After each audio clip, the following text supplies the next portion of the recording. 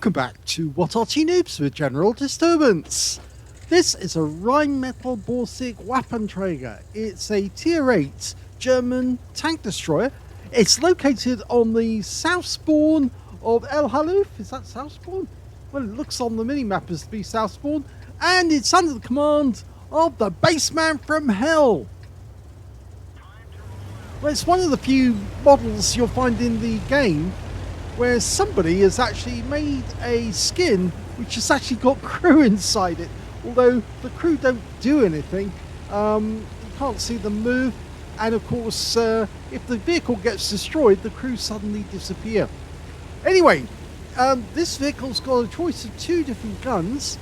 The 128mm, which is the stock gun, which is similar to the one on the Scorpion, and that's exactly what we're seeing here. It's a 490 Alpha, 246mm of pen with standard ammo, and with the premium rounds 311.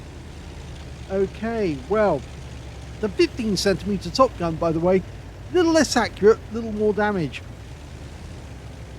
Okay, now this weapons carrier, because that's basically what Waffentrager means, was designed originally as an artillery carrier, so it was going to be a self-propelled gun.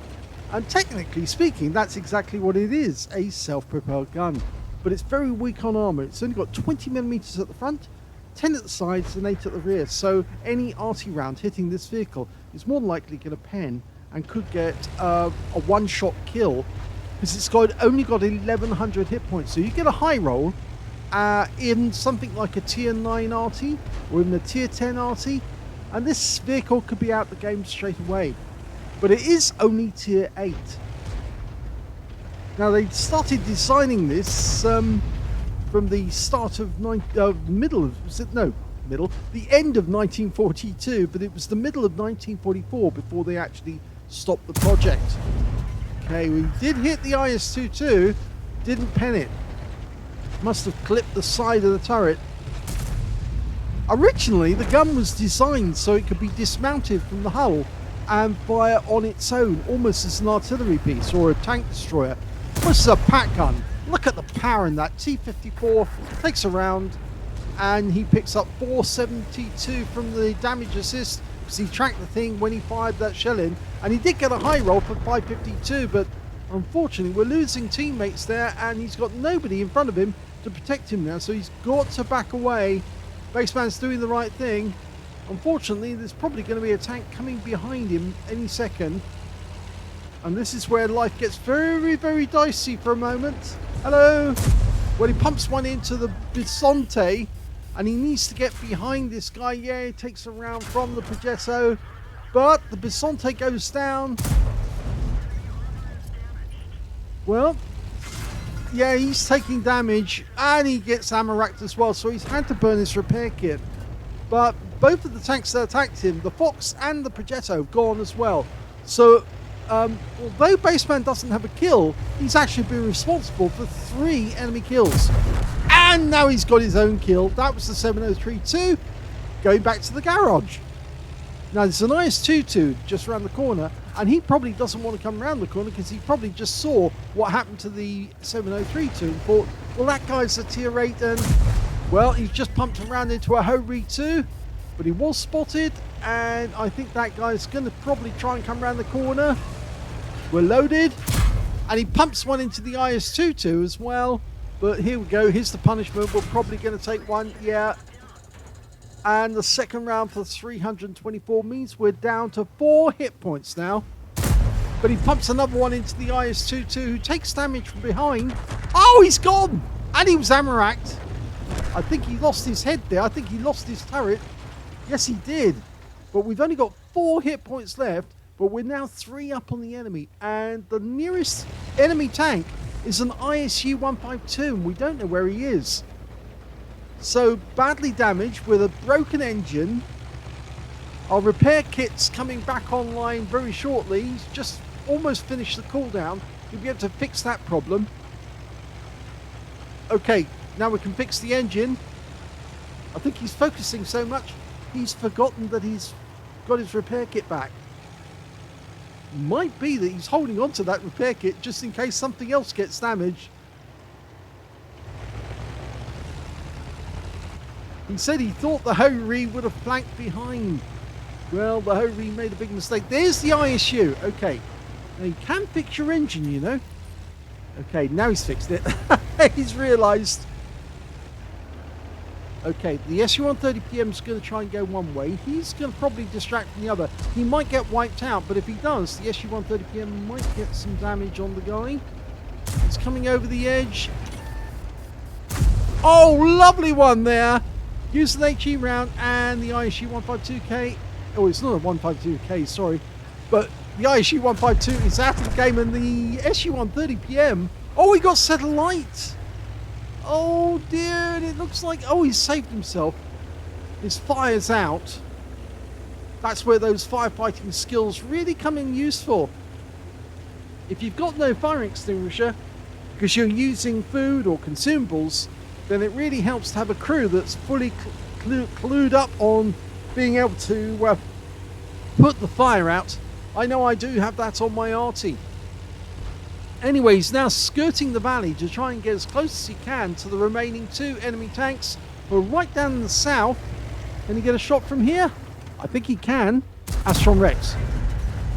Well, he didn't get it. Unfortunately, the Astron Rex went down to the 122 TM. And that means now there's only one enemy left, and he's just gone.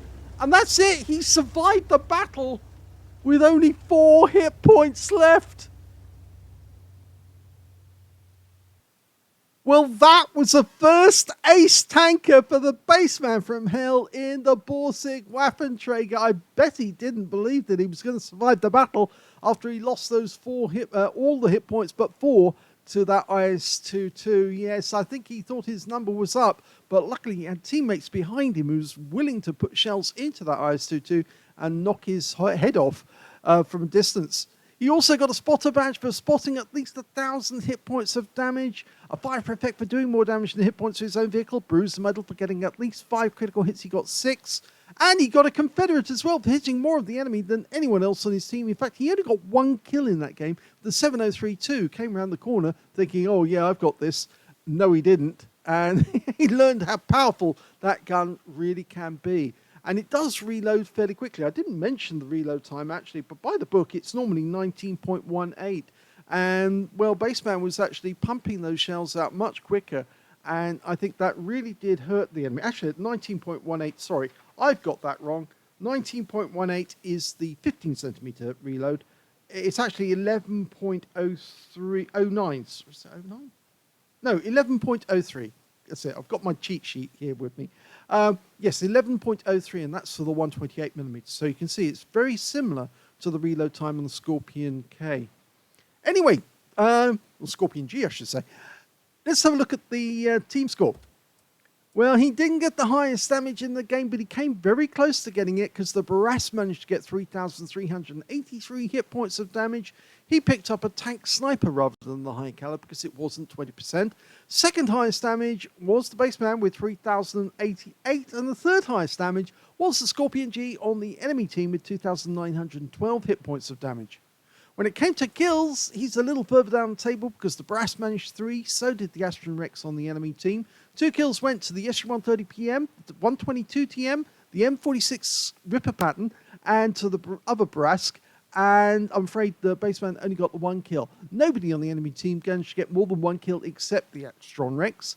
And when it came to base XP, he's got the top in that one, 1,359. Well, he was tier 8 in that game, and he was doing exceptionally well on the enemy.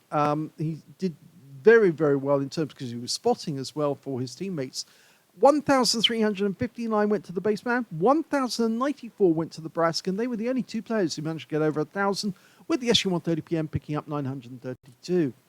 He fired only 10 rounds, 9 direct hits on the enemy, 6 penetrations, 1 splash.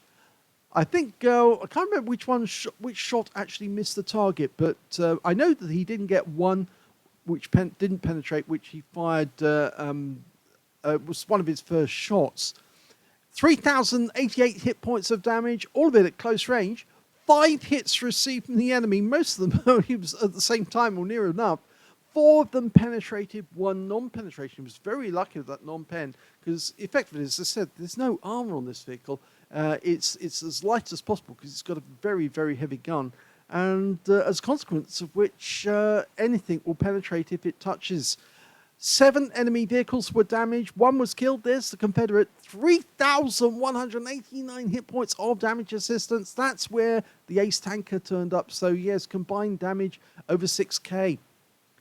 Now, he earned 61,820 credits for the game, but unfortunately, with all the consumables costs, he actually made a loss. It's the consumables that really hurt him in this one, because 40,000, and he ended up with a loss of 24,585. Of course, if he hadn't had that consumables cost, he would have been much better off. And normally, as I said to most players, the best thing to do is to actually buy them when they're nice and cheap at half price, and then stock them up so you've got loads and loads and loads of consumables available, and it just improves your figures overall during the battle. 2,038 base XP and no multipliers, so that's all the experience he took away. Well, 2,000 base, that's the base figure. This is the premium figure, because of course he's on a premium account. But it was a great first ace tanker. You only get that the first time when you get the scrolls, and he did it. So congratulations there to the baseman. For a second, I did think he was going to go down, but no, he was lucky. Well, I suppose that's more skill than luck, actually, in this instance, because he went the right way. So congratulations. If you enjoyed that replay, please give this video a like. Do subscribe to our channel. Leave a little comment down below, because it feeds the algorithm. And thank you for watching.